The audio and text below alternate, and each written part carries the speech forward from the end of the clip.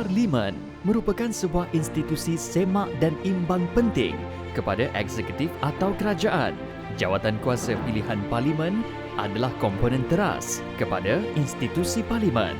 Jawatan kuasa pilihan Parlimen di Malaysia terdiri daripada 3 jenis. Pertama, jawatan kuasa tetap yang kini mempunyai 5 buah di Dewan Rakyat. Kedua, jawatan kuasa pilihan khas Dewan Rakyat yang mempunyai 9 buah sejak 2020. Ketiga, jawatan kuasa pilihan khas iaitu ad hoc yang pernah ditubuhkan sebanyak 4 buah sebelum ini tetapi telah dimansuhkan.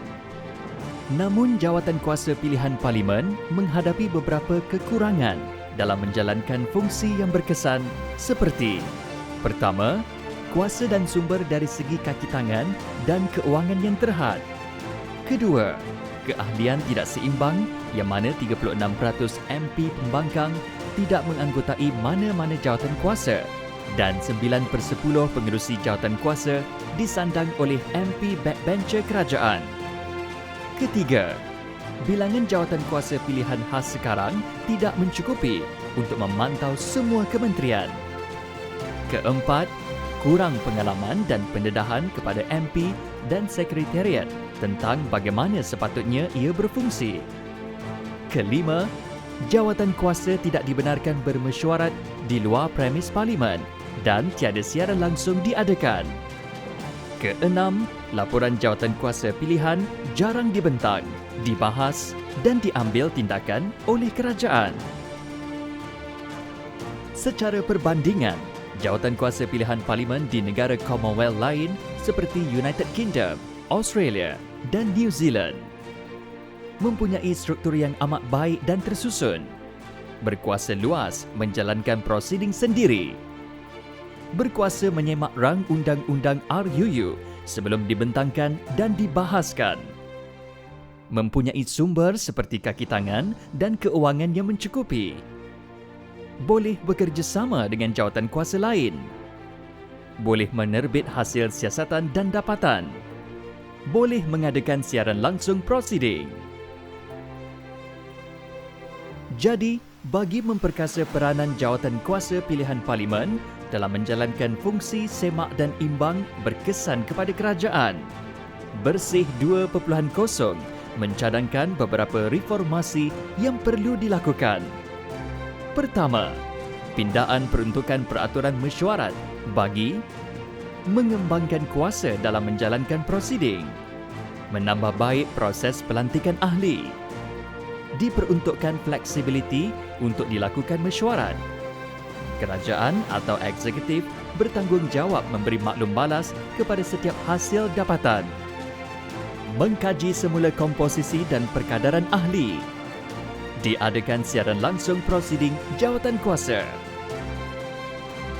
Kedua, memperkasa peranan jawatan kuasa pilihan untuk mendapatkan bahan bukti, mengadakan inkuari dan siasatannya sendiri. Ketiga, bagi tata cara pelantikan keahlian, pemilihan ahli perlu seimbang dan berkadar dengan perwakilan keseluruhan di dalam Dewan. Juga, ahli hendaklah dipilih melalui pencalonan dan dibenarkan ahli Parlimen tersebut memilih sendiri jawatan kuasa yang diminati dan mengikut kepakarannya. Keempat, menginstitusikan blok pembangkang. Kedudukan Ketua Pembangkang perlu diiktiraf setaraf Menteri Kabinet. Peranan blok pembangkang harus diangkat sebagai institusi penting untuk semak dan imbang kepada kerajaan. Kelima, siaran langsung. Kerja-kerja JKP perlu disiarkan secara langsung kepada umum untuk membina kepercayaan dan mengekalkan keyakinan rakyat terhadap institusi Parlimen seperti yang dilakukan di United Kingdom, Australia dan New Zealand. Keenam, fleksibiliti mesyuarat.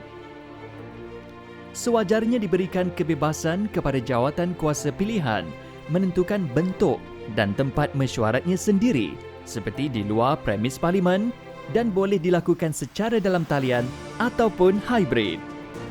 Ketujuh, meningkatkan bilangan jawatan kuasa pilihan khas dengan mewujudkan jawatan kuasa pilihan khas menimbang rang undang-undang RUU dan belanjawan, mewujudkan jawatan kuasa bersama antara Dewan Rakyat dan Dewan Negara, menambah bilangan jawatan kuasa pilihan khas untuk memantau kementerian yang belum dipantau, memastikan seseorang MP tidak memegang lebih daripada 3 jawatan kuasa pilihan.